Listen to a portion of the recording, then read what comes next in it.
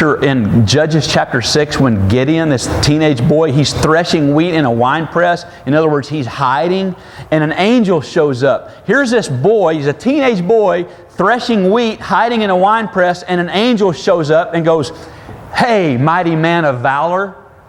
What? Mighty man of valor? He's a chicken. His knees are knocking. He's hiding in a silo threshing wheat so nobody can see him. And an angel goes, "Mighty man of valor." He saw him potentially. See, we have to see each other potentially. We have to. I have to see my children potentially. I have to see this church potentially. You have to see me potentially. Maybe he's going to be a preacher one day. We see each other that way. But we become so critical. We're sick. We are. We kill each other. It's horrible what we do to each other. We judge and criticize and complain and whine and bellyache that this isn't right and this and blah, blah, blah, blah, blah. That's not covenant. It's not. Covenant encourages. Chapter 20, verse 4. Jonathan said to David, you got to read this and put it all together. It's awesome. Jonathan said to David, "Whatever you want me to do, I will do for you." Wow. A covenant friendship commits. I will do everything in my power. I will do everything in my power. I will lay down my life.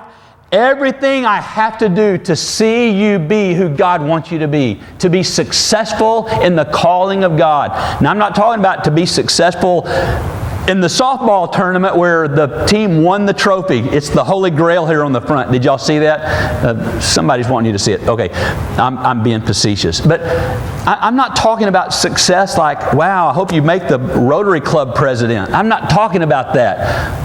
Which, that's okay. Okay, here I go again. I'm going to get shot in the back. It's like, I want you to be all that God made you and called you to be. And whatever it is that's in my power.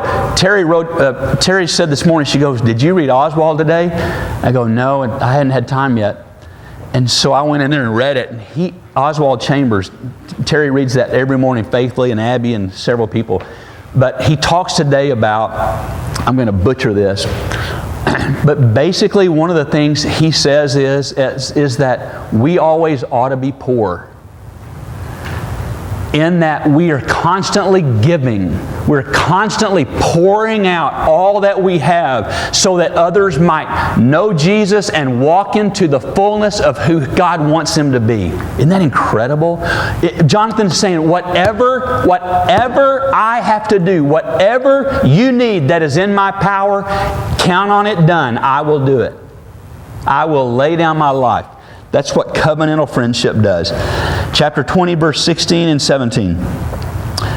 "So Jonathan made a covenant with the house of David, saying, 'May the Lord call David's enemies to account.'" Ooh, I think his daddy might have been included in that. "And Jonathan had David reaffirm his oath out of love for him, because he loved him as he loved himself." Covenantal friendship desires the best for. And then the last one is chapter 20, verses 32 and 33. Why should he put to death? Jonathan's talking to his daddy again. Saul's on a rampage again. He's mad. And so Jonathan is in the gap. He's going, why should he be put to death? What has he done? Jonathan asked his father. But Saul hurled his spear at him to kill him. Saul has gone wacko. Now Saul's throwing a spear at his own son. I mean, just jealousy, that's a whole nother sermon. I mean, jealousy will bring you to the place where you would kill the very person next to you. I mean, it can get that bad. But anyway, here's the point is that Jonathan is self-denying. He's denying himself even to the point of putting himself in a place where he could die. My question is, am I that kind of friend? I want to be. I mean, I've had to examine myself. I want to be that kind of friend. I want to be a friend, a paraclete. I want the picture of Jesus that He's called me to. I no longer call you servant, but friend. And here's this picture of what a real, godly, covenantal friend looks like. God, am I that? And do I have those? I want to be. God, put those in my life. I want those in my life. I don't have time for the little, oh yeah, blah, blah, blah, blah. I mean, I'll be cordial, but I mean, people that I can go, God, I want to be this man. I want to have this kind of relationship. Okay. Stay with me, we're almost there. 1 Samuel chapter 20, verse 14. Okay, I'm going to use a couple of verses here to make a transition, all right? This is going to be the most beautiful part of the sermon. It won't take much to be the most beautiful. Okay, I'm playing. So they're out in this field, they're shooting the arrows. That whole thing's going on, okay, in chapter 20. Verse 14, but show me the unfailing kindness like that of the Lord. Wow. Show me the unfailing kindness like that of the Lord as long as I live, so that I may not be killed. And watch, and do not ever cut off your kindness from my family. So this covenant was not just about Jonathan and David. What they were saying is that from this day on, your family will be my family. This guy with the whirly jig, we were standing outside of a garage on Wall Street, not New York City. This little town of 5,000, we had a Wall Street. He lived on Wall Street. And we stood out by the garage, and in this covenant thing, he said, I promise you that if something were to ever happen to you, God forbid, that Terry and your children, I will make sure, I will do whatever I have to do to make sure they're cared for. Of course, we only had 2 then. Yeah, baby. Yeah. Take that if you're watching on the internet. I'm playing. That's covenantal love. And that's what he's saying here. Promise me that it's not just between us, but it's my family. Okay, I promise. Watch this. This is awesome. Okay, see Jesus here. You got to see Jesus right here. Okay, go to 2 Samuel chapter 9. Oh, this is so incredible. 2 Samuel chapter 9. Years have gone by. Saul is dead. Jonathan's dead. They die together on the battlefield. There's one son left. His name is Ishbosheth, and he's this conniving thing. Anyway, so here we are in 2 Samuel 9. And so David asks, is there anyone still left of the house of Saul? This is years later. Chapter 8, don't go back there, but chapter 8 is all about David's victories. I mean, it is like the pinnacle of his career. Everything has gone well. It's unbelievable, the accolades, all of this. And he's on the top of the world, but he's lonely.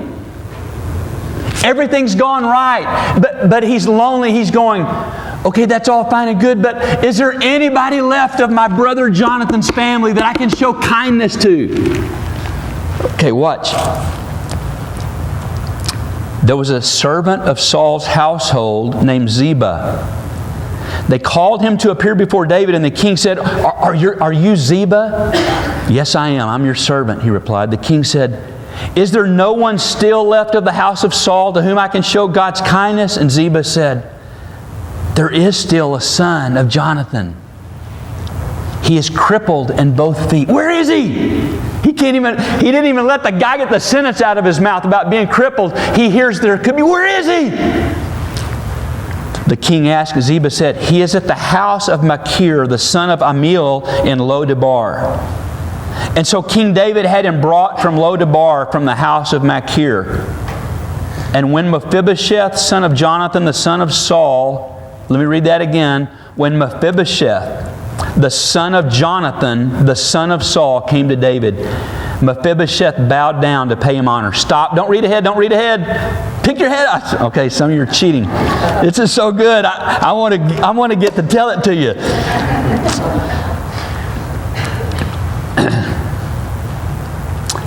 He finds out if there's anyone living related to the covenant. Mephibosheth. Watch. See, deformity was a shame in that day. If you look back, don't look at it now, but chapter 4, 2 Samuel chapter 4, here's how he got crippled. When Mephibosheth was 5 years old, he was 5 years old when the family got word that that Jonathan, Mephibosheth's daddy, and his granddaddy Saul had gotten killed, and that there was this war going on. The nurse to take care of the boy, the nanny, picks him up, and she's running and trips and falls, and something happened. The scholars don't know exactly what it is, but both of his legs are now totally crippled. He's lame. And and here we are now, years later. Mephibosheth, if you kept reading, you would see that he now has a son. So he was 5, and now he's old enough to have a son of his own. So that many years have gone by in this whole covenant that David has never once forgotten. Isn't that awesome? Okay, so this Mephibosheth, he's crippled, he's lame, and it's a shame. It's horrible in that world to be that. It's a great source of shame.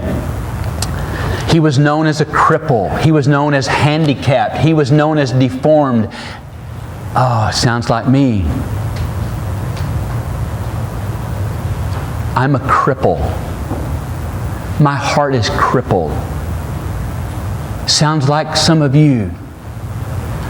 There's shame and there's deformity inside. And you're known for things. Oh, yeah, there's the handicapped boy. And you're known for your handicaps. But the covenant son, Jesus goes, come to me. I will love you. I made a covenant.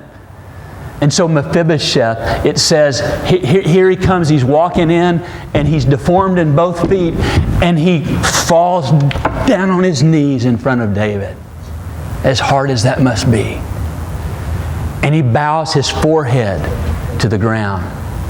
So here he is on these deformed, crippled feet, and he falls on his knees and touches his forehead to the ground in reverence. And he's going, I'm fixing to get my head lopped off. Because this is he knew. See, here's the deal. That whole thing I skipped over. I shouldn't have. When David goes, where is he? Well, he's across the Jordan River in this house of Machir. Here's what he was doing. He was hiding. They took the crippled boy, and they hid him, trying to keep him alive in case David, because Saul and the whole family was after to try to kill and all of that. They hide this boy. And this poor thing that can hardly take care of himself. And physically he can't. I mean, it's just... And David goes, go get him. And so he comes in, gets on his crippled knees and bows his head going, okay, this is the end for me. And what does David do? He calls him by his name. Mephibosheth. And I come to Jesus, and I'm crippled, and I'm lame, and I'm handicapped in areas of my life. And I bow and going, I don't deserve. And he calls Bobby, my son. Bobby. It's your brother. It's the one who cut a covenant for you. Get up. Watch. Verse 5. So King David brought him. When Mephibosheth, he came and bowed to pay him honor. David said, Mephibosheth, your servant, he replied. Verse 7, don't be afraid. Woo! Don't be afraid, David said to him, for I will surely show you kindness for the sake of your father Jonathan. Jesus will show you kindness for the sake of your father. Isn't that awesome? And then he said, and I will restore to you all of the land that belonged to your grandfather Saul, and you will always eat at my table. Does that not sound like Jesus when the Bible said He's preparing a banquet? Wow! That's you. Come on, cripples. Come on, lame. Come to Jesus and put your feet under His table. He's calling, inviting you. Listen now, don't get, if you're here today and you don't know Jesus, I want you to know Him. I want you to be saved, to be redeemed today. But I'm talking to believers too. See, some of you walked an aisle when you were 8 years old, but you're living crippled off on the other side of the river, hiding in shame, going, oh, He'll never take me. He's in covenant with you. Come back. Come home. Come be who He's called you to be. Come live in His fullness. Come live in His riches. Do you get it? Oh, no, I think I'll just do what I'm doing. Really? Is that going so well? Be who He's called you to be. The riches of heaven belong to you. Just like here, David had this whole household of Saul. He goes, I am going to restore to you all that belongs to you. You got to know what belongs to you. The riches of heaven, all that Jesus had. The writer of Hebrews says He wants to put into you. Isn't that incredible? What an incredible picture of a covenant friendship and a covenant love and the covenant love of God through Jesus Christ. Goodness! How in the world can you stay outside of that?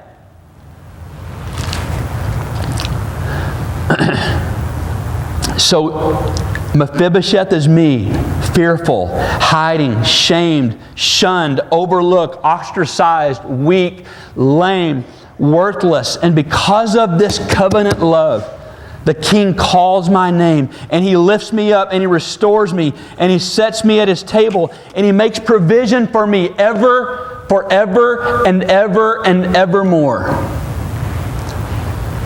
To be in His presence, to feast with Him, to enjoy every single benefit that comes from belonging to a King.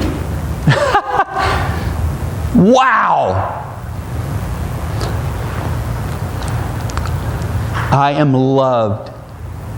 I am honored. Wow, that sounds like heresy to some people because we've heard all our life, blah, blah, blah. It's just listen, that's wrong. You are the chosen ones, the redeemed. He honors you. He loves you. You're cherished. You are provided for. You can be at rest and at peace. And you come in your lame thing, because of the work of Jesus, He lifts us up and restores us. Wow.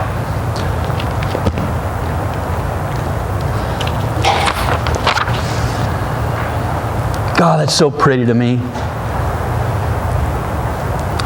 To be loved that way.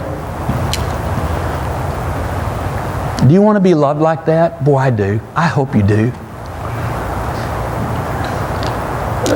I want us to do 2 or 3 things. We're going to have an invitation. What that means, here's what that means. The piano's going to play. We're going to